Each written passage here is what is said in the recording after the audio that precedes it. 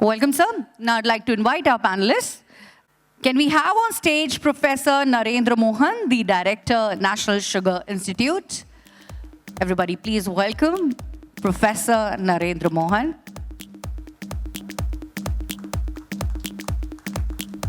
Now I'd like to invite our Director General, Cogeneration Association of India, Mr. Sanjay Khatal. Round of applause for Sanjay, sir, everybody. Let me invite now our next panelist, Mr. Vijay, Nirani, Managing Director, MRN Group. So everybody, here we begin our next panel discussion, a spoonful of energy, and I'm giving it over to our moderator, Mr. Anurag Goyal. Can we have a round of applause? The beginning applause. Thank you. Namaskar and good afternoon, delegates, and I welcome you all for this beautiful conference, having a good gathering. And I am thankful to the organizers for giving me an opportunity to moderate this session. This is a very important session, a spoonful of energy. Energy is a part which cannot be changed, it can be transformed.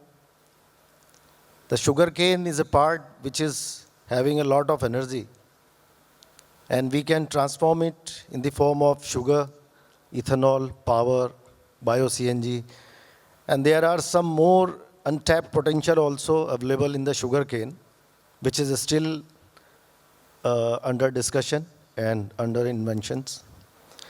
So with me in this session are the industry stalwarts and luminaries, Professor Narendra Mohan, who is the director of NSI and also the renowned sugar technologist. Director साहब के लिए कुछ भी कहना बहुत छोटा होगा. Director साहब ने he is the part of the bioethanol policy. He make it, he develop it, he modified it and transformed to the government for the implementation. Mr. Vijay Nirani, who is a young and dynamic managing director of MRN Group. Today I discussed with Mr. Vijay. So they have the total sugar business group capacity of 61,000 TCD, 232 megawatt of cogeneration, 6 lakh liter of bioethanol production, which will be expanded to 20 lakh liter by 2023. So MRN Group is one of the leading sugar business group of India. Mr. Sanjay Khatal, who is the Director General of Cogeneration of India and Managing Director of Maharashtra Rashtriya SSK Sangh Limited. In past, the CAI has supported the many sugar mills and developed the many policies related to the cogeneration. And Mr. Thomre is not available today. He has some works, so he will not be available for the discussion. So with the introduction of this bioethanol policy, the industry is transforming and developing as a green hub in India. And this will be by production of sugar, ethanol, bio-CNG, and also the alternative uses of bagasse. Now in this panel discussion, Professor Narendra Mohan is available. So I request to Narendra Mohan to give some ideas about what is the untapped potential of energy which is available in the sugar and distillery industries and how we can get it to make a more sustainability of industry and more viable. Thank you, Anurag. I hope you are from the same institute, so you are not going to ask difficult questions from me. Yes, at the institute also, and from the last 10 years, we are very vocal on diversifications. It is not all about a spoonful of energy, but enormous energy or the enormous bioenergy which we can have from the sugar industry. We are always talking about different sources, utilization of the byproduct in innovative manner, converting waste to resource. As we have seen, we do have a success story of cogeneration, utilizing bagasse. To me, it sounds different now. You look bagasse as bagasse. I look bagasse in 3 different components: cellulose, hemicellulose, and lignin. Each component is to be used according to the merit it has, the purpose for which it can be utilized. So one thing is, power generation from bagasse and utilization of the bagasse as per the constituent. Maybe the cellulose is not today, but tomorrow. The C5 sugar, the hemicellulose, which can be used for making alkyl lignonides or so many other biochemicals. Lignin, again, for biochemicals, making vanillin and all that. So it has got enormous potential. Firstly, we have to change our narrative, our perception, how we look into bagasse. No, bagasse is comprising of 3 different fractions, and each fraction is very important for all of us. Then how we generate power. Like we talk about, more crop per drop of water or irrigation water. We should talk about more power per kg of the bagasse. What should be the best suited model? Because today we are deliberating and discussing a lot on whether cogeneration of the power is lucrative or not. If we can reduce, the cost of the production, or we increase the power generation per ton of the bagasse, that is going to ease the problems. So whether bagasse gasification is going to solve the problem, high pressure, high temperature cycles are going to solve the problems, or utilization of bagasse in some other manner. Don't forget, today we are also talking about green hydrogen, and we are talking about sustainable aviation fuel. So areas are open. There is wide scope for that. Then the second, the bioenergy, it can come from compressed biogas. Nowadays we are talking about filter cake. The most neglected section in a sugar industry or in a sugar factory, because I've been to this industry from the last 35 years. The real potential of filter cake has not been harnessed. Even the, the cane wax, the carnauba wax, which can be extracted, has not been done so far. There may be reasons. But today we can talk about the compressed biogas, the potential it has got. It is to be harnessed.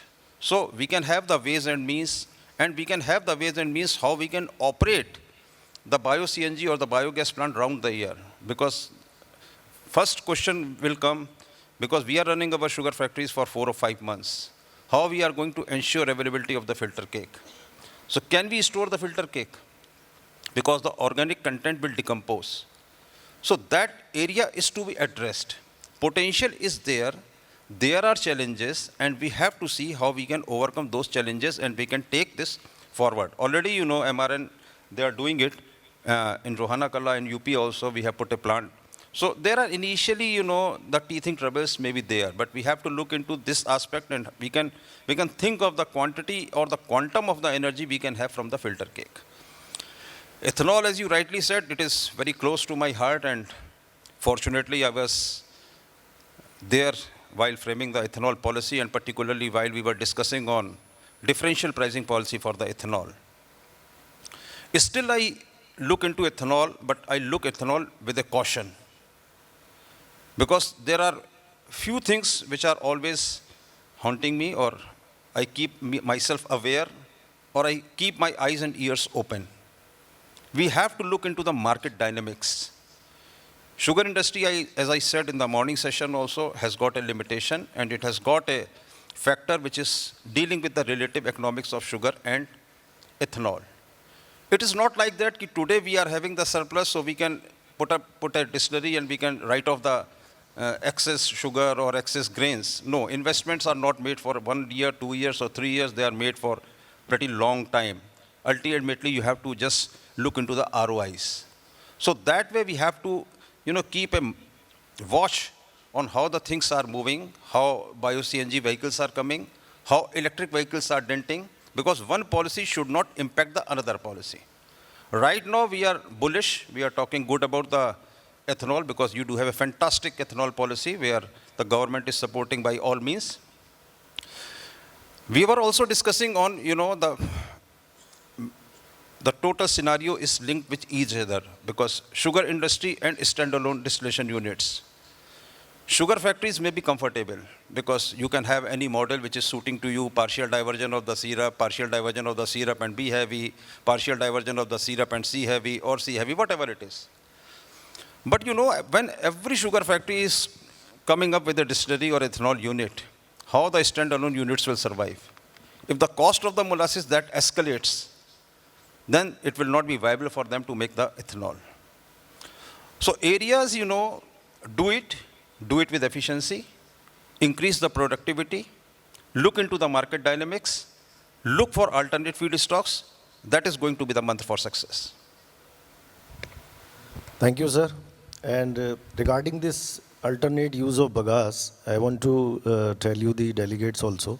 ISGEC is executing one project in UP, which is for the Bindal Group, and director of Bindal is also here. So here the concept is entirely changed. They are not exporting the power. They are producing the power only for the captive use. And this plant is designed on 25% on steam, and the bagasse saving will be more than 15%.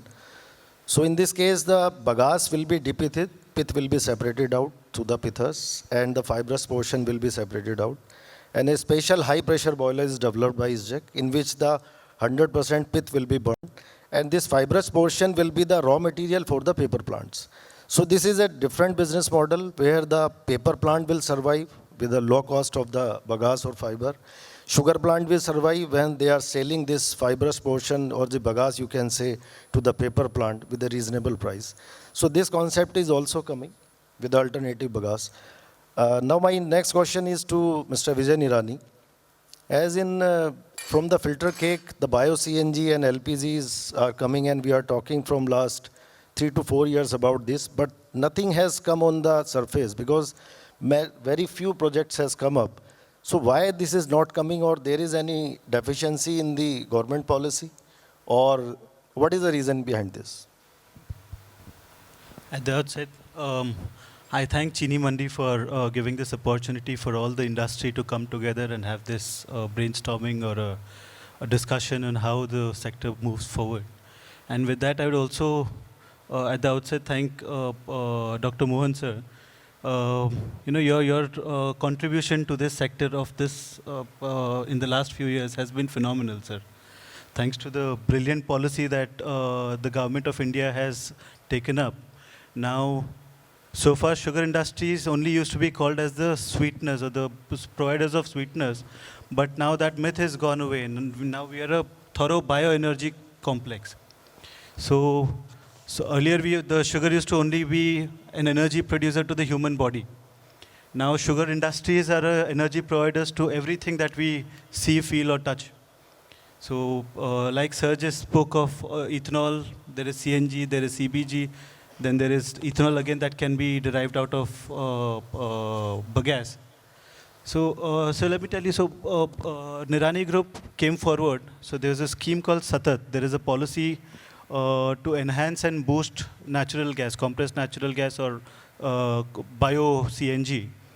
So under this scheme, so we are one of the first people to take use of this scheme, and we, along with the support of Praj, we set up one of its kind 200 TPD press mud feed and a 12 tons per day gas output plant. And it has been commissioned, it is operating well. So it was a well thought through policy that we have.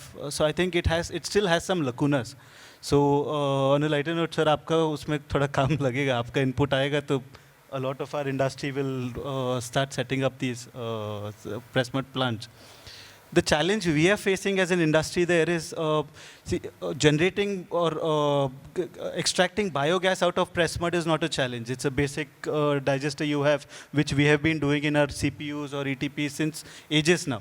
So it is the same technology. Biogas is brought out, and the biogas, we scrub the impurities. We scrub sulfur, we scrub moisture, we scrub the carbon, and methane is generated.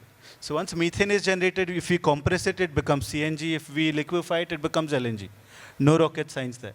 The only challenge is, I think, in 2016, well ahead of its time, there was a company called Spectrum, and they had set up a plant like this in Varna. And it was a beautiful plant. So I think the policies were not in support of that unit. So I don't know, I must congratulate the promoters of that unit. So they paved path for this CNG, CBG. They had a lot of contribution in framing of this policy as well. So challenge again, like I said, sir, producing CNG is not a big task. Transporting CNG is a very big challenge. So CNG is produced in the remotest, sugar plants are in the remotest of plants, and we set up these CBG plants in the remotest of plants, but there is no consumption of CBG. So now Government of India is coming out with CGDs, the City Gas Distribution Networks. I think recently the 11th network was announced, and a lot of Nagpur, Raipur, a lot of backwardmost places were included. Luckily, Bagalkot, the place all our plants are established in, so we were part of the 10th CGD network itself. And there's a company called AGNP that is doing the CGD, the city gas distribution there. The challenge is offtake. So if we want to transport biogas, it is viable only up to 50 kilometers per this thing. So how we transport CBG, again, since it is compressed at 250 bar pressure, so it has to be transported in type 3, type 4 cascades, which are extremely expensive. So to transport 1.5 tons of CBG, the cost of those cascades alone are costing about 60-65 lakh rupees. So which is absurd. And if we have to transport that 1.5 tons, that weight of cascade alone is about 6 tons. So if I have to transport 1.5 tons, I have to bear cost of just the cascade's weight of 4.5 tons. Sorry, 6.5 tons. So there is no viability on offtake. So if the government can think more on deriving a policy on the offtakes and the proper usage of gas, or maybe we already have the cross-country gas line. So if they connect us with that grid, so a lot of industries will come forward and set up these biogas plants. So just to amuse you, Anurag ji, the revenues are so beautiful. So I would actually, so my small input or small experience in this plant after commissioning it, it is brilliant, and I would urge everybody to come forward and set up these plants, because press mud is one thing, one particle, like sir said, is highly ignored. So we bear cost to just handle press mud. Here, so for example, in one of our plants, say 10,000 TCD of unit will produce close to 60,000 tons of press mud over 120 days of operation, say 3% of press mud where we get an output of. In a plant like this, so if we sell press mud today at the going rate is about 400 rupees or 350 rupees, depends upon the area. And there's so much of moisture, it gets wasted just because of atmospheric exposure. So this, which works out in the end about 2 to 3 crore rupees if we use it very efficiently. So the same amount of press mud, when you're using it into our plants, we convert 10 tons of press mud. So there's about 4.5% of yield, or say 5% of yield of pure methane. And you can do the math, sir. So 10.2 tons of gas per day into 46 rupees is the Satat price. And if you want to set up our own station, we can sell it at more than 50-60 rupees also. And we have also converted 2 tractors in our campus, which are dual fuel. It can run both on CNG as well as on diesel. And it can also be converted as monofuel on CNG alone. My next question is that what is the success rate of this? Because this can turn around the profitability of sugar factory. Absolutely. If the tractors are running on the CNG, which is produced by factory itself, then where the transportation is of factory, then you can save much more money for the transportation of sugarcane. Absolutely. So I'll share a few of our plans. What we intend to do next is we plan to set up at least 6 such press mud units, press mud to CNG units, where at least 60 tons of gas is generated. And we want to create a network of dispensing stations. So once gas availability is there, our farmers will definitely come forward, because straight away, so the cost of diesel today is about 85 rupees. Sooner or later it is going to touch 100. It had touched 100 and it has just come back. Whereas gas, you'll get it for 55 to 60 rupees. If you consider Satat price, it's only 46 rupees. So a farmer can save more than 50% of his expenditure on transportation. And it is a direct saving to the industry also, because our harvesting and transportation cost, if we reduce that on diesel offtake, so much of saving is directly there. So I was saying, so 10 tons of gas, that means about 3,000 tons of gas we can generate in a year, 300 tons of gas we can generate in a year.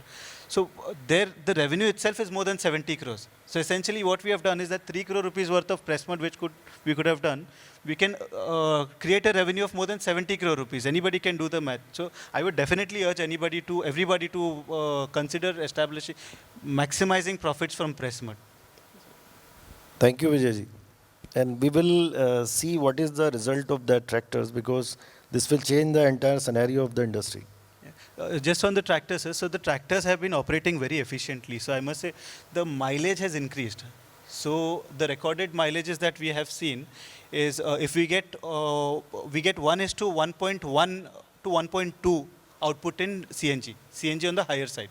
So if we get 3 to 4 kilometers of mileage on diesel, we'll get more than 5.2 kilometers on CNG. And I think VSI has done a study also. So VSI has that data, and they have given a certificate also, I believe.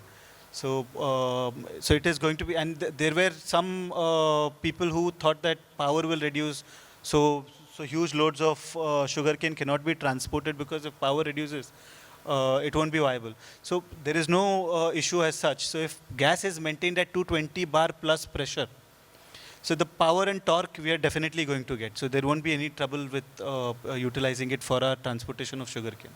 So this is definitely going to be a big game changer for us, especially for all the sugar industry and farmers. Thank you, Vijay. Sanjay ji, the cogeneration. Now, you know the cogeneration export power rates are very reducing in Uttar Pradesh, in Maharashtra also. So how do you see that, what will be the future of cogeneration? The people, the sugar factories will put it the cogeneration, or they will use the incidental cogeneration, or they will go with the captive to sell the bagasse, which they will save? See, there are challenges in the cogeneration industry, no doubt about it. The rates, yes, they are going down.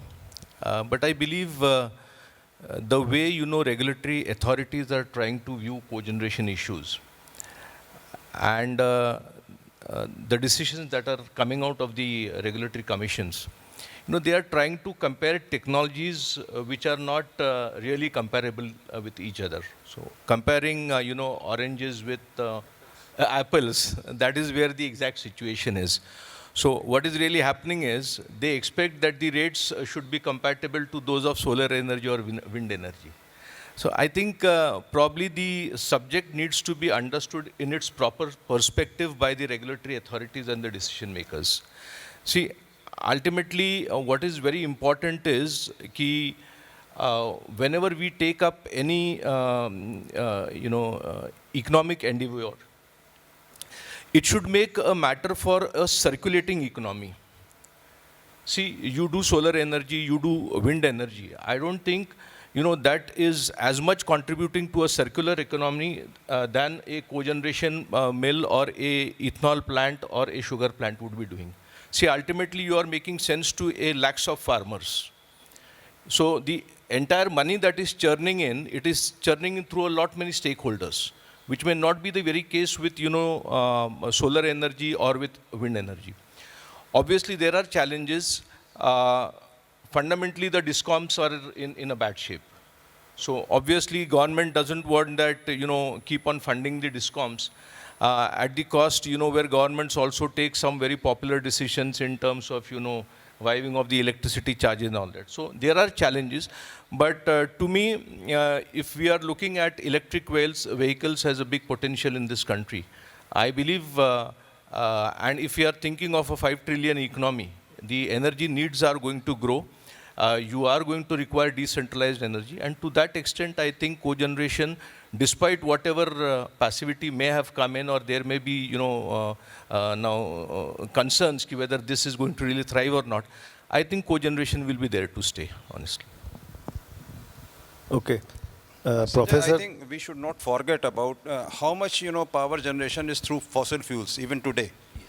More than 70% of the power is coming through thermal, the thermal power or the fossil fuel based. So once we are talking about clean, green, renewable energy, yes. So it doesn't look nice that we are still talking about 70% of the power coming through fossil fuels. Yes, absolutely. Professor sir is also here. Sir, one, we are making the power from biomass. One, we are making the power from the incineration boiler, where we are burning the waste of the distillery. And if we will send out this waste to the atmosphere, it will deteriorate the atmosphere. But we are facing the challenge that the incineration boiler power generation rate are less than the biomass. So it is, I think, it is opposite to the philosophy. It should be higher than the biomass rate because you are saving the atmosphere. So how we can put it to the government so that it can be changed and we can get some revenue for the distilleries also? I think I'm not the most appropriate person to take it forward. You can, just take all these things forward through National Federation of Cooperative Sugar Factories and Indian Sugar Mill Association. Otherwise, technically, I had a discussion with the highest authorities of my own ministry, because once you are incinerating or doing something to achieve the GDLD, you are doing two goods. One, you are addressing the environmental issues. Second, once you are talking about incineration, now we are getting the ash which can be converted into a potassium fertilizer. So in a wider canvas, we have to look into all these issues, not to be very specific and comparing apple with oranges. So, Professor Sir, this is question to you that Sir is saying that cogeneration is a future when the electric vehicle will come, but we are seeing that the 20% blending will be achieved by 2025. So how you see the industry after the 2025? Will it be depend on the distilleries or will it be depend on the cogeneration? Because any policy or any installation of industry cannot be think on 3 years or 4 years of the, it should be the long term. So we should think 2030, 35. So what do you think that distillery and cogeneration? Both do have a future, because we have to look into the income levels growing up, economic growing up, demographic changes being, on a pan-India basis, the consumer behavior, and looking into the energy consumptions, per capita energy consumptions. So even if today we are talking about the electric vehicles, say by 2030, we do have a go electric policy, and then we are talking about the e-highway, the first e-highway of India from New Delhi to Jaipur. So even then, we are going to have the hybrid model. Vehicles which are driven by electric power, vehicles which are, flexi fuels. So ethanol consumption is going to be there. But as I said, we have to keep in mind that what is the, the market, how the market is moving ahead. Investments are not made for a day or for 2 years or 3 years, fine. But ethanol, it has got a future, because even today, we are not having even 10% of the blending. We are talking about 10% of the blending. We are looking at the crude oil price also. We are talking about 12%, 15%, 20% of the blending. So that way, ethanol is pretty assured. If we talk about, 2030, it is pretty assured, even if the Go Electric policy is implemented and more electric vehicles, they come into the picture. But once the electric vehicles come into the picture, your per capita energy consumptions, they also increase. And we have to look into, again, on a wider perspective, that we have to compete between ourselves. Bagasse versus bagasse, not bagasse versus non-conventional energy resources. And we have to look into the thermal power generation. Not the cost, but also the environmental cost. To add what Narendra Mohan Saab has said, see, ultimately, as he rightly said, we still have a large amount of coal industry which is existing and which is going in for thermal generation. So similarly for ethanol also, the crude basket is so big, 85% of our imports for crude. So when we are talking of Atmanirbhar Bharat, or we are talking of a sustainable economy, I think there is probably a very big growth story for the ethanol. So I think there is nothing to be getting worried over the next at least 15 to 20 years. Only thing is, how very sustainably we are able to take this program ahead, because ultimately even the sugar factories, which are the stakeholders, they also have an equal important responsibility of, trying to meet the challenges which the government is addressing. So, even a small thing like, pricing of ethanol or pricing of your EAN and rectified spirit, the moment we see that, the prices of rectified spirit getting, become lucrative, people tend to, deviate from ethanol and get to rectified spirit and ENA. I think these are some of the issues that we really need to be concerned about. And in order to ensure that the program is really getting sustainable, we should be open to the challenges that the government has thrown and not look at, very short-term economic gains. So I think that's very important. Yeah, these variations will be there, because when everybody is making ethanol, then there will be a scarcity of RS. Then the RS rate will come up. Sir, as we are saying, the government is also exploring the hydrogen fuel, and maybe this is the future. How can you see, sir, the sugar industry can support somewhere in the hydrogen fuel? There is a long way to go. It is pretty immature to comment on how we are going to use it. People are talking about the blue hydrogen, grey hydrogen, green hydrogen. So it is in the nascent stage. I would not like to comment on at this stage. Dr. Mohan Saab is saying. See, we tend to jump from one technology to the other technology very soon. And I think that is the danger. We need to allow the technologies to settle down.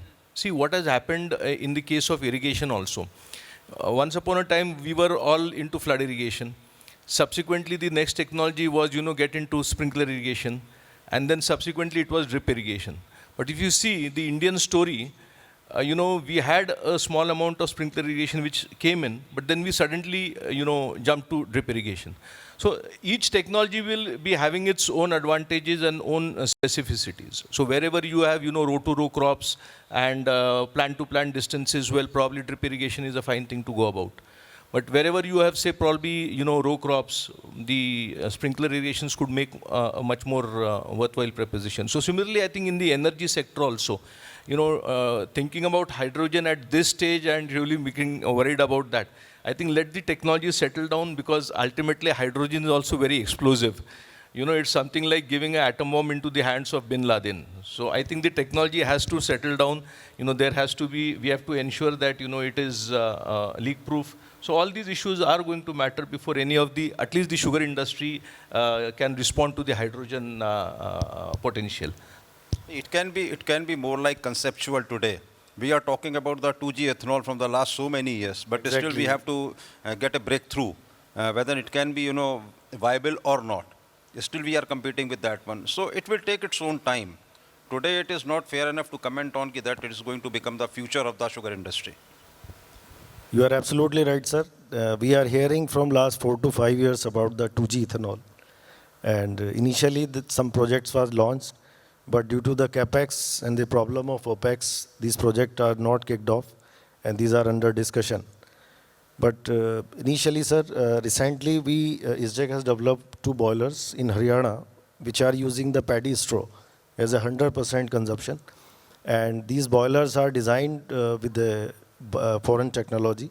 These are 70 tons boiler, and we are consuming the 100% of paddy straw in that boiler, generating the power. And the Haryana government is also giving the good rates of power export. So definitely the technology development will take time, but in the present scenario, this technology transformation is very fast. Because एक technology जाती नहीं है, दूसरी आ जाती है. So this is that we should think on the new, but not implemented, but the innovation and development should be there. So that when the time will come up, we can launch immediately to make a sustainable industry.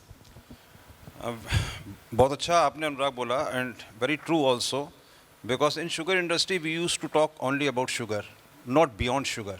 We were very comfortable making sugar, selling it, and then coming to the government, please give us some subsidy, please give us some financial assistance, only then we can make the payments of the farmers. So you have to look into what we can do to see this industry is self-sustainable. आत्मनिर्भर अपने कैसे हो सकते हैं? Beyond sugar we have to talk. Sugar also, what type of the sugar? Tomorrow we are going to have a session. Not merely, that particular plantation-wide sugar we are producing and we are sitting idle, not talking about various other types of the sugar. Today Mauritius is catering to, 50 odd countries with these specialty sugars. Are we doing the same? What sort of value addition we are doing? Are we doing the branding and packaging of the Indian sugar? No. I'm sorry, only few companies are there which are into even consumer-friendly and environmental-friendly packaging. Number 2 is, as I said, bagasse. Bagasse is good. You are using it as a fuel because this is your necessity. Now you have to look into bagasse because you need bagasse for supporting your distillery also, because you are going to have ethanol units which are integrated with the sugar factory. So you have to look into bagasse for meeting your fuel requirements. But even then, as companies keep various products in their shelves, bagasse to be used as fuel, bagasse to be converted as particle board, bagasse to be converted as disposable crockery, bagasse to be used for making biochemicals, bagasse to be used for many other purposes. Now you can have many different products in your shelves, and according to the relative economics, according to the economics you can use. Simply for the press cake also, as he is talking about, there may be some problem in channelizing the whole issue. Maybe with the, the transportation of the bio-CNG for which you need a hand of the government. But then you have to look into filter cake. What you can use? Biocomposting, taking out the cane wax, converting into bio-CNG, and then again molasses. Today molasses is the best bet. You are talking about molasses converting into ethanol. Then ethanol-based chemicals also you can look for. And sugar industry in particular should look for self-dependency, not sourcing their feedstocks from outside. हम आत्मनिर्भर हैं, चीनी उतनी बनाएंगे, because you have to develop model suiting to your conditions, looking to your pricing patterns. आपके यहाँ cane price कैसे दिया जाता है, whether it is SAP or FRP, what is the price, how you are converting it. So you have to look into all those issues, and then you can have a business model. During the season, I will divert syrup. During the off season, I will do this. Or if grains are available, as we are talking about, and Government of India has also come out with a policy which is for the grain which is not fit for human consumption, or another policy which is for the rice, the FCI rice, which is open market sale scheme at a rate of 20 rupees per kg. So you can have the, the smart distilleries or the dual feed based distilleries, but you have to have more and more feedstocks within, not sourcing it from outside. So this is the way which, we can grow. And then in the sugar industry, nothing goes waste. I am of the firm opinion that we have to convert waste into resource, waste into wealth. As you have done in the case of the spent wash, now you are using it as a fuel, you are recovering potash. Similarly, water is there. Even after meeting your all requirements, you are generating 10 to 12% as a surplus water, which you can convert into a good grade water, which can be utilized as a raw water, fresh water, or converted to the potable water also. So we have to work, we have to innovate ourselves. We have to put certain amount of money on R&D. Because all the time I am talking to the sugar industry ki how much money you are investing on R&D. You want to take things forward. But how the things can be taken forward? Until and unless there is a proper cohesion between institutes and the industry. You have to generate, you have to develop, you have to innovate in any technique at the lab, from lab to pilot to the commercial scale. So it is always hands in hand. So there are enormous possibilities, and we can have a full day debate on that one, because PMO was also very keen how we can, do things which are beyond sugar. So we have given a presentation on that one, how the low-hanging fruits can be taken. Not talking big about, green or blue hydrogen or gasifications or gas turbine cycles and generating so, blah, blah, blah. No. The low-hanging fruits are to be taken first. Unfortunately, most of the sugar factories are even not taking those fruits. Now we are talking about ethanol because you do have a very good policy at place. But if the same fate occurs to this policy also, which happened to the cogeneration, what will happen? So we have to work on plan A, plan B, option 1, option B. If this fails, we will switch over to this. So this is my personal opinion on that one. You are absolutely right, sir. In distillery also, everybody is talking to ethanol, but when you will see there are many ancillaries products which we can make from the alcohol. But now there are some groups like Dorala and Globus which are making the different kind of products from ethanol. But now everybody is making ethanol. We should think on the alternate industrial units also, so that this distillery units can be more profitable, and this can support it to the farmers also. Thank you very much, sir. Now I open the session for the question and answer.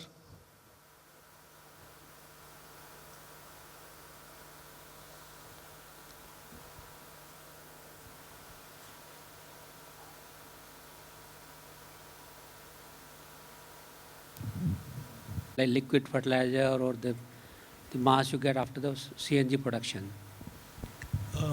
So what, for every ton per bag, So the 50 kg bags rather, sorry. So the per ton we are getting in bulk, if we are giving it out, we are getting almost about 1,500 rupees for organic manure.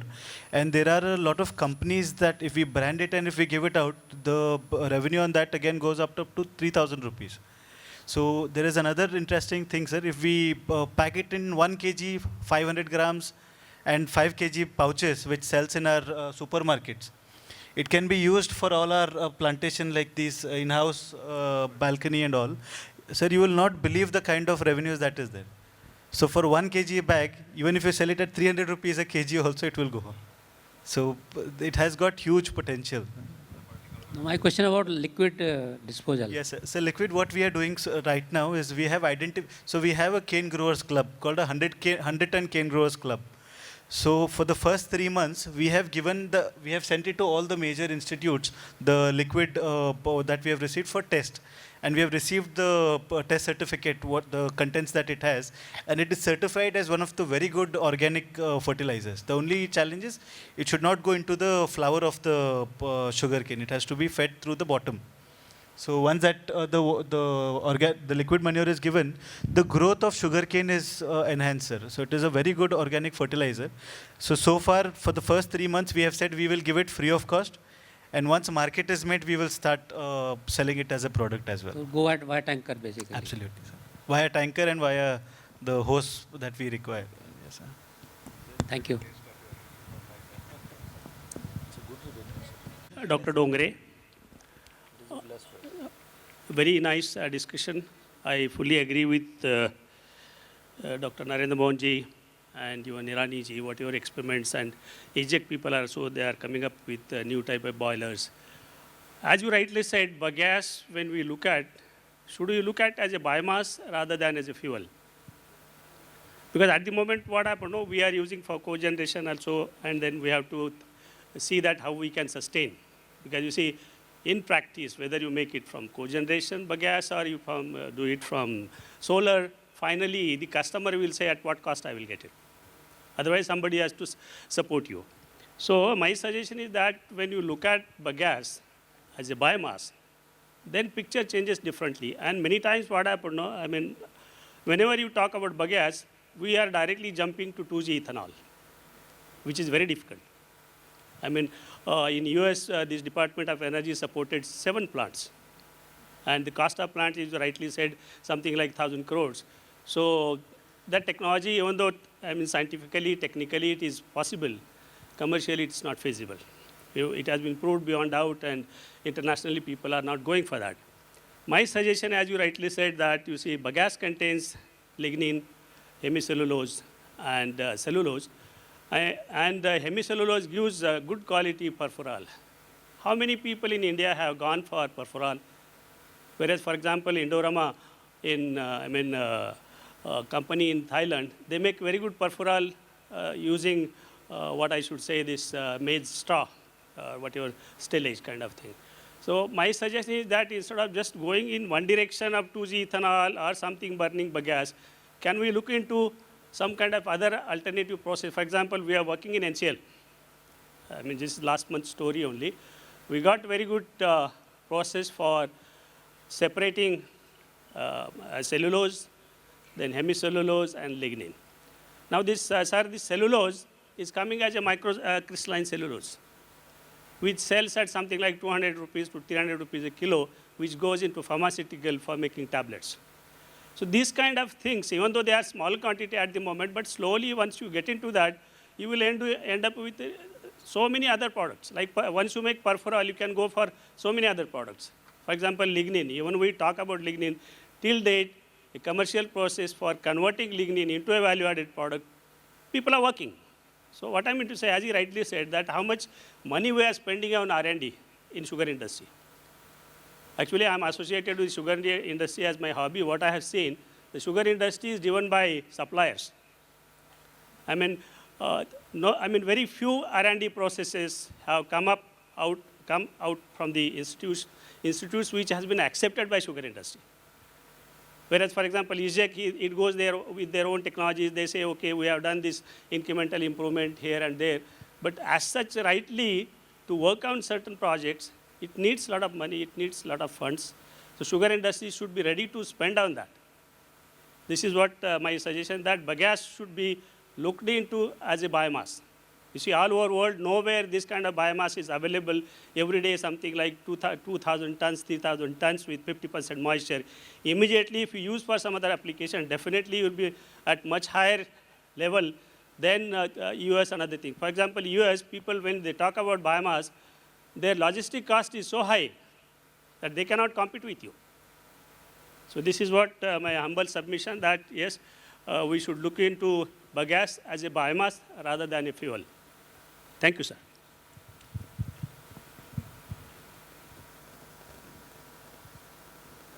You are absolutely correct.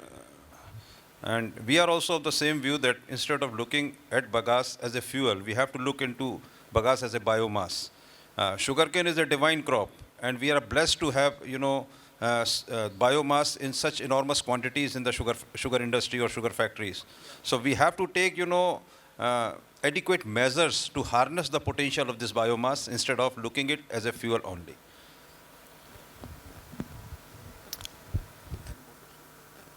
Any more question?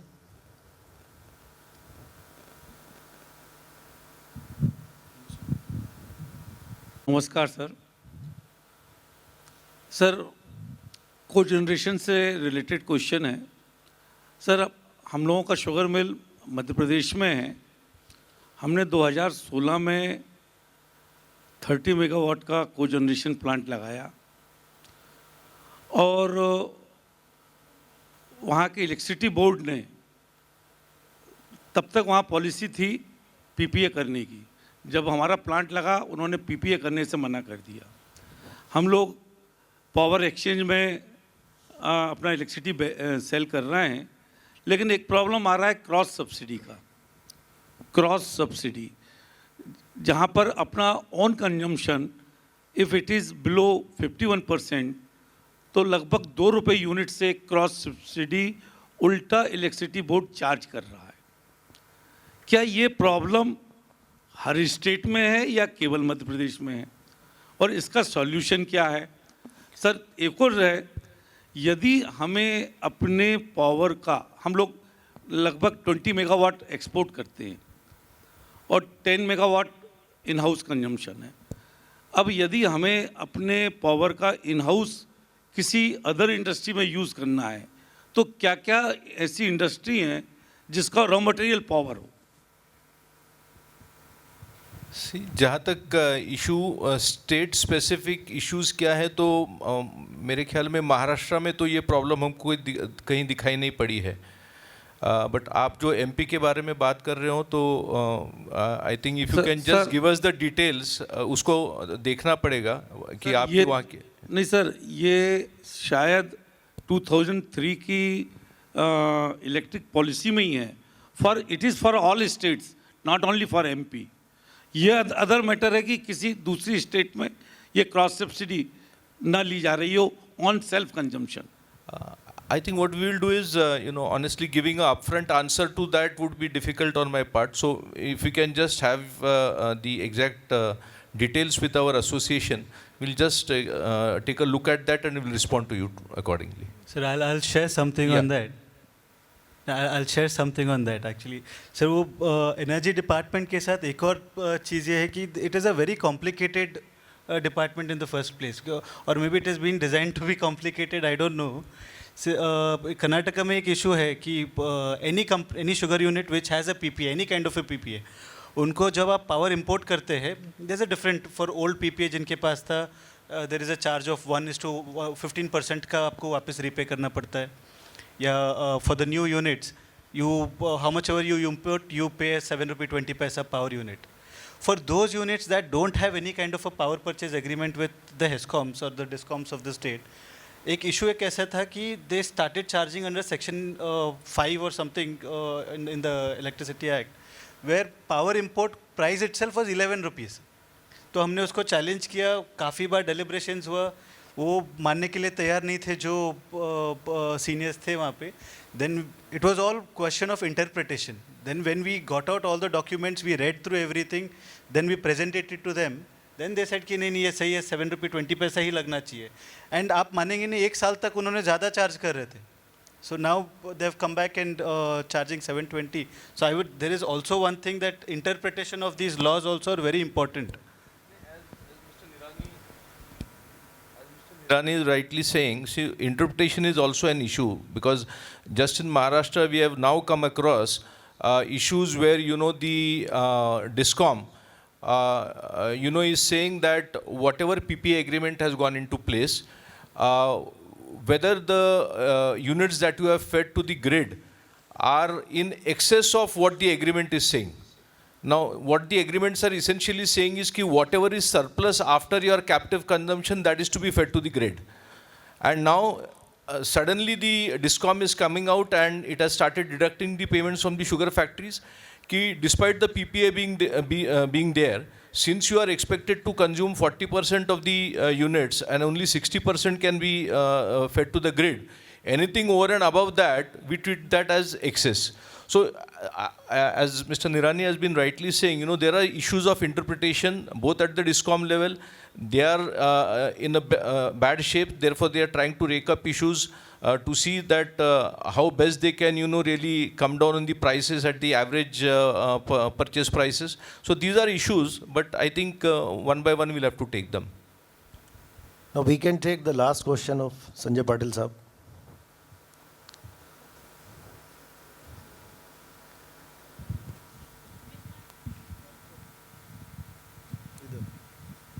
What Mr. Nirani has said, that the digestate coming out of the press mud cake biodigestion is now approved under fertilizer control order as a fermented organic manure, and that's why the price realization can be much higher in this case. Yeah. Thank you, sir. Even liquid and solid both have been done, so it is a good benefit for us. Thank you all. Thank you, panelists. Thank you very much for a good discussion. Excuse me. I feel there is one question over here. This is Nitin Gaikwad from Petron Scientech, USA. Here. Yeah. Please. Thank you. Very delighted to hear the panel over here and a few very positive talks. Petron has been one of the pioneering companies in biorefineries, offering biorefinery solutions. And in this, we have been offering from ethanol to ethylene, MEG, which further goes for applications like polyesters as well as PET bottles. Okay, polyethylene. Now, in US, already Pepsi has been using this MEG for making PET bottles, which they are writing it as green. So we are like from professor, we heard like low-hanging fruits and high-hanging fruits. But here at Petron, we have delivered. Okay, so this is a complete solution which we can offer on biorefineries from ethanol to various other products. Now, one more very beautiful thing, what the professor has mentioned was that he sees bagasse as cellulose, hemicellulose, and lignin. Now, I am very glad to tell to this august audience that Petron owns the DuPont technology, which is the only proven technology which they had established a commercial plant of more than 325 KLPD, 2G-based plant. Okay? So, what we are looking over here it as bagasse, which at the moment the sugar industry is using as boiler feed. Okay, what we are saying is that separate the cellulose, hemicellulose, and use it for making ethanol. Your lignin part will stay as it is, which is basically going to a calorific value to the boiler, and you can still continue to make high calorific value fuel. So further to this low-hanging and high-hanging, we are over here, a company with a proven, okay, commercially proven plant at US, at Nevada, and with a lot of research work that DuPont has done. I would be very glad to discuss this on a one-to-one basis with the professor. Thank you so much. Thank you very much, and it is heartening that you have done wonderful work and rightly talking about low-hanging fruits or the high-hanging fruit. Definitely, we can discuss once the session is over and once I do have the time, we can sit together and we can discuss how we can take these things forward.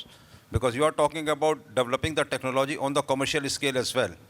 So, yes, we will talk because we have to close the session also. The moderator is pushing me. So we have to close the session and we can meet after the session also. And I'm here tomorrow also. Or we can have the exchange of cards and we can discuss the things over the VC as well. So thank you very much. Thank you for sharing your details.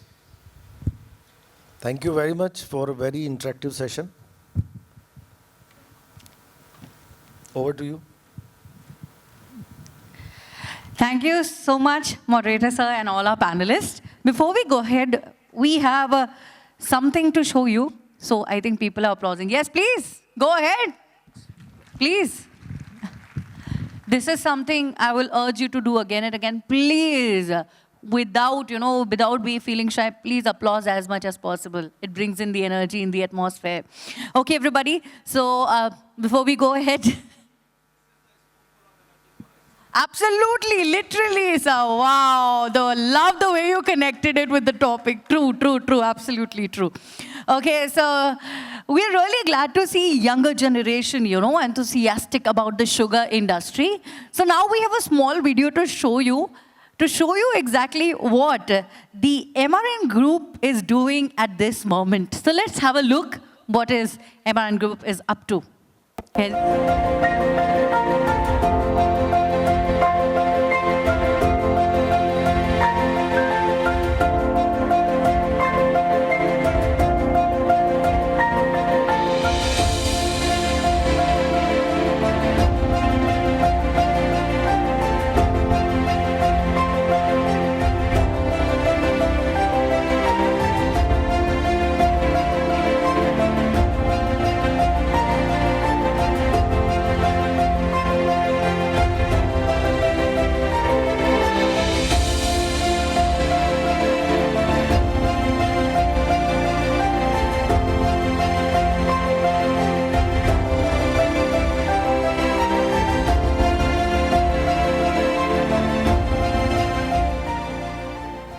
So kudos to MRN Group.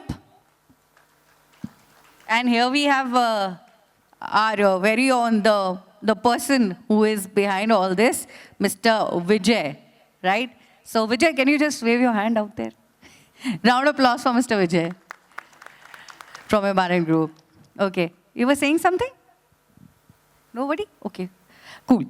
Now, it's time for us to felicitate our panelist and our moderator. To felicitate them, I would like to invite on stage Mr. Shekhar Gaikwad. Everybody, please welcome Commissioner Sugar, Maharashtra State, Mr. Shekhar Gaikwad.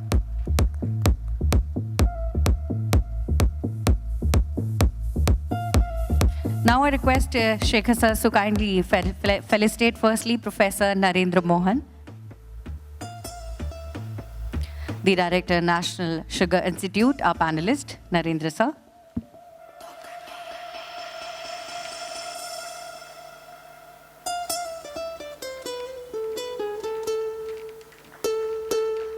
Thank you, Narendra sir. Now, we would like to felicitate. Thank you, sir. Thank you so much. Now, let's present the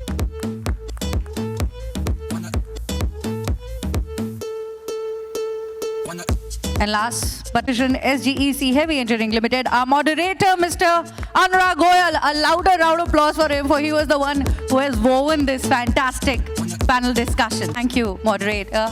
Thank you so very much.